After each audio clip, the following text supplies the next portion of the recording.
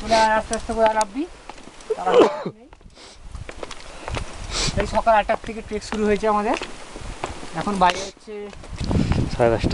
10:30। 2.5 ঘন্টা পর। 2.5 ঘন্টা আমরা কী করে এসেছি, কিসের জন্য এসেছি? এটার জন্য এসেছি।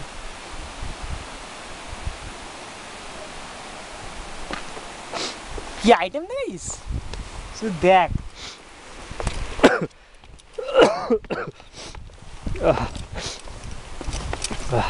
रास्ता देखे देखे ना पे मेहनत का फल मीठा ही होता है, सबको पता है। रास्ता ना অন্য কিছু ভাই, আস্তে আস্তে নেমে আসো।